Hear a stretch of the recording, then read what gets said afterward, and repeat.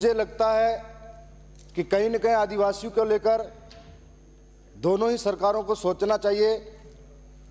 मैं एक किसान का बेटा हूं, मैं न पक्ष की बुराई करूंगा न विपक्ष की करूंगा। शायद मैं यहाँ खड़ा हूं, मेरे पिता अभी भी खेत में होंगे। आज दक्षिणी राजस्थान के आदिवासियों की हालत क्या है उस पर चर्चा होनी चाहिए।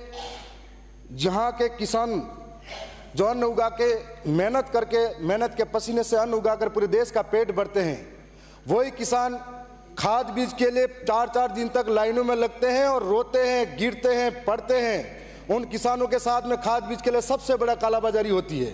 उसके लिए कभी कोई आगे चलकर ये आवाज नहीं उठाते। साथ ही अभी बिजली आंख मिचौली का खेल खेल रही है।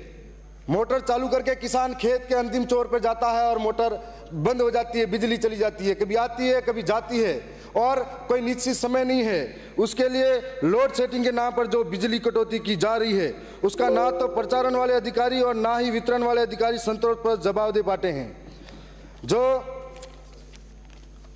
साथ ही मैं आपके सामने बताना चाहूंगा कि हर बार हमारे दक्षिणी राजस्थान के अंदर किसान खाद बीज को जो फसल है उसको उगाते बड़ी मेहनत से, जब बेचने का समय आता है तो वो मंडियां नहीं होने की वजह से या फिर फुटकर व्यापारियों के द्वारा खरीदारी होती है, जिसके माध्यम से किसान यहाँ पर 27 रुपये 28 रुपये मंडी का भाव होता है, लेकिन उसी किसान को 18-12 रुपये में अनाज लिया जाता है। वो अपने आप को ठगा हुआ महसूस करके घर तक पहुँचता है।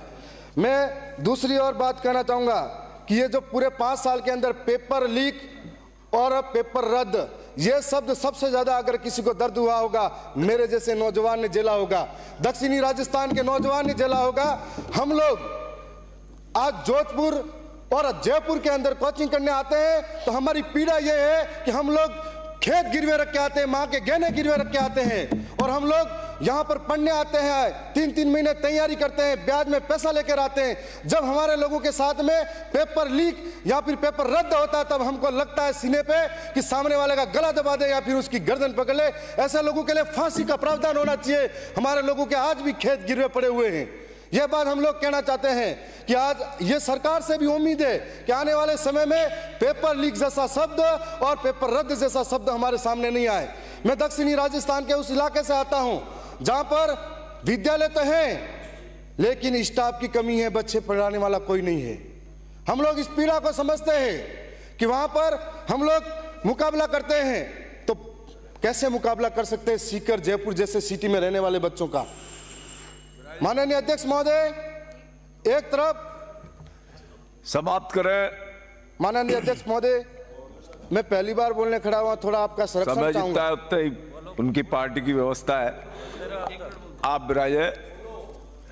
माननीय अध्यक्ष महोदय, हमारे वहां पर विद्यालयों की ऐसी हालत है कि एक तरफ वहां पर कॉलेज खुली हुई है तो 70-80 सीटें हैं और हर साल 8 से 10 हजार 12वीं पास कर से विद्यार्थी जाते हैं। उनके लिए कोई कॉलेज की व्यवस्था नहीं है। स्कूलों के अंदर 80% व्याख्याता के पद खाली पड़े हुए हैं और इस बार सरकार से ये चाहूंगा कि बैकलॉग भर्ती के माध्यम से या जिसने BA BEd MA कर रखी है उनको यहाँ पर लगाए ताकि बच्चे पढ़ सके, नौजवान पढ़ सके और आदिवासी इलाकों में ये उनको फायदा मिल सके। साथ ही एक बात और कहना चाहूंगा कि स्कूल के अंदर दूध वितरण किया जाता है, उस दूध वितरण जो पाउडर का होता है उसकी जगह पे फल फ्रूट वितरण किया जाए ताकि बच्चे खाकर हष्ट-पुष्ट हो सके।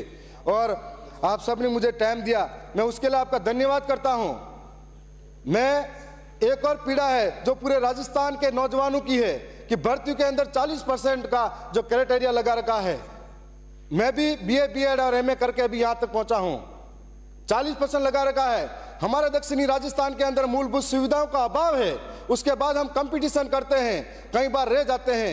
एक तरफ हमारा बच्चा, हमारा भाई सुबह उठकर गाय भैंसे या फिर घर का काम संभाल कर स्कूल जाता है और दूसरी ओर वापिस आकर घर का काम संभालता है। दूसरी ओर अमीर और पैसे वालों का बच्चा सुबह उठकर काजू बादाम पिस्ते खाता है और सुबह उठकर काजू बादाम पिस्ते खाता है, फिर कोचिंग जाता है, कोचिंग जाकर वापिस आता है, उससे मुकाबला नहीं होगा। धन्यवाद स्पीकर महोदय।